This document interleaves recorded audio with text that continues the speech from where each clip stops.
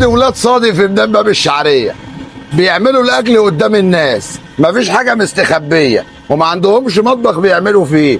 هنا بتشوف اكلك قدامك كله لابس جلافزات، والحته اللحمه بتتكلم عن نفسها.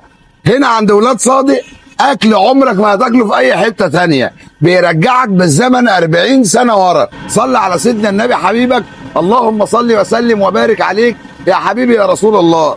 اسمع معايا الكلام. دي كبده ضاني بنجيبها يوم بيومه من المذبح. دي تكوره مش نوتي، دي تكوره مش نوتي. بص الكبده عامله ازاي. دي كبده ضاني وده القلب بتاعها، ده الفيليتو مقلي ومشوي على الجريل. ده الانتراكوت مقلي ومشوي على الجريل. الحمد لله من فضل الله. ده الممبار الضاني بتاعنا.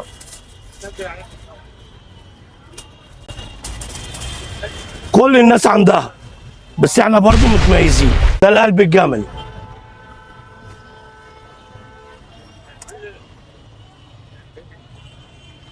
دي الكبده الجملي اللي احنا بنجيبها يوم بيومه من المذبح.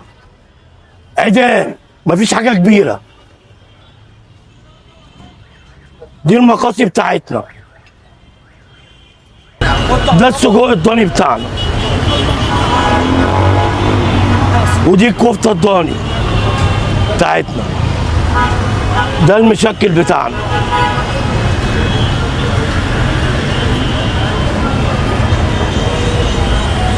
الحمد لله كل الناس عندها بس احنا متميزين بصلاة النبي. صلاة النبي اللي كلها مكسب ونفحات ربنا اللي معانا. نفحات ربنا اللي معانا. والجملي نفس الكلام مشكل، والضاني نفس الكلام مشكل. ده الكعب العالي بتاع اولاد صادق. عندي رقم واحد حبيبي يا استاذ محمد، مش حبيبي بالكلام والله. حبيبي يا باشا ربنا يخليك. اكتر من 35 40 سنه الحمد وزي لله ما تعرف الحمد تقول لله الحمد لله. راجل بيتقي الله، الله يصلح حالك. راجل بيعمل نفحه سيدنا النبي مرتين صلى الله عليه ثلاثه في وسلم. الاسبوع. الحمد لله.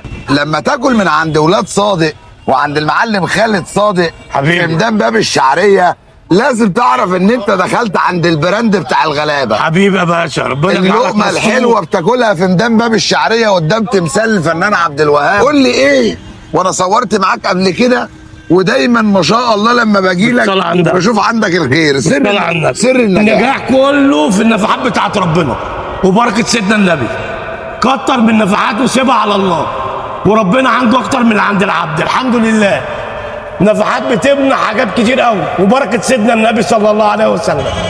واي وقت الاستاذ محمد وزير الغلابه، اي وقت من عند الاستاذ محمد وزير الغلابه على دماغنا من فوق. ربي يخليك. الحمد لله من فضل الله. يا رب يخليك. يوسع عليك يا محمد بحق جاه النبي. انت بتعمل لحمه بلدي. الحمد لله الحمد لله. والكبده يوم بيوم مفيش كبده لونها اصفر. لا طازه يوم بيوم وطازه. ازاي بقى يوم بيوم وطازه وقادر تخلي السعر احنا قليل؟ الحمد لله الحمد لله بنجيب البضاعه بايدينا، ناس مختصه هي اللي بتروح تجيبها بايديها واحنا بنراجع عليهم. الحمد لله من فضل الله ما عندناش اي حاجه بايته، كله يوم بيوم وطازه بحق ادم ربنا اللي بيقرا دوت. الحمد لله من فضل الله، عشان كده ربنا ساترها معانا.